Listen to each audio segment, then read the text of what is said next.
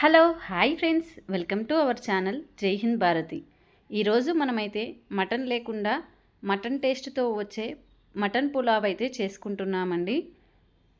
దీనికోసం మనము మీల్ మేకర్స్ని అయితే తీసుకోవాలండి.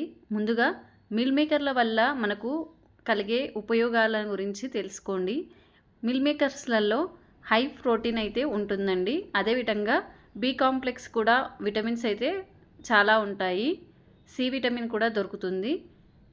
నాన్ వెజ్ తినని వాళ్ళకైతే ఇది ప్యూర్ వెజ్ వాళ్ళకైతే చాలా బాగుంటుందండి.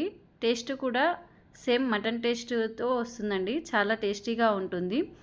అయితే దీన్ని ప్రాసెస్ చేయడానికి ముందుగా మనమైతే వాటర్ని బాయిల్ చేసుకున్న తర్వాత మనకి ఎన్ని మిల్ మేకర్స్ కావాలో అన్ని మిల్ మేకర్స్ని తీసుకొని 2 minutes బాయిల్ అయితే చేసుకోవాలండి. బాయిల్ చేసుకున్న దాన్ని పక్కకు పెట్టేసుకొని ఒక బాండీలో ఆయిల్ వేసుకొని కొద్దిగా నెయ్యి వేసుకొని బిర్యానీ మసాలాలు అయితే వేసుకోవాలి. వేసుకున్న తర్వాత పచ్చిమిరపకాయలు కొద్దిగా వేయించి తర్వాత ఆనియన్స్ కూడా వేసుకొని బాగా వేయించుకోవాలండి.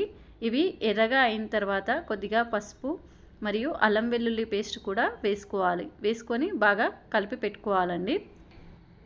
అల్లం వెల్లుల్లి పేస్టు పచ్చివాసన పోయిన తర్వాత మనం ముందుగా ఉడికించి పెట్టుకున్న మిల్ మేకర్స్ని అయితే బాగా పిండాలండి. వాటర్ పిండేసి వీటిలో ఆయిల్లో వేసుకొని కాసేపు వేయించిన తర్వాత కొత్తిమీర పుదీనా వేసుకోవాలి. ఆ తర్వాత మనకు రుచి సరిపోయేటంత కారము మరియు ఉప్పు కూడా వేసుకోవాలి. ఉప్పు మాత్రం అన్నంకి అంటే ఇందులోనే రైస్ వేస్తాం కాబట్టి దానికి తగినంత ఉప్పు కూడా ఇప్పుడే కలిపేసుకోవాలండి. ఆ తర్వాత కొద్దిగా మ్యాగీ మసాలా మరియు మటన్ మసాలా అనేది వేస్తున్నానండి. అచ్చం మటన్ టేస్ట్ అయితే వస్తుందండి ఇది. అయితే రైస్కి ఎన్ని వాటర్ పడతాయో అన్ని వాటర్ అయితే తీసుకోవాలి. నేను రైస్ని ముందే నానబెట్టి పెట్టాను. ఆ రైస్ని దీంట్లో అయితే వేస్తున్నానండి. వేసి ఒకసారి కలిపి మూత పెట్టుకోవాలి. మధ్య మధ్యలో కలుపుతూ చూస్తూ ఉండాలండి. చూడండి, మన మిల్ మేకర్ పులావ్ అయితే రెడీ అయిపోయింది.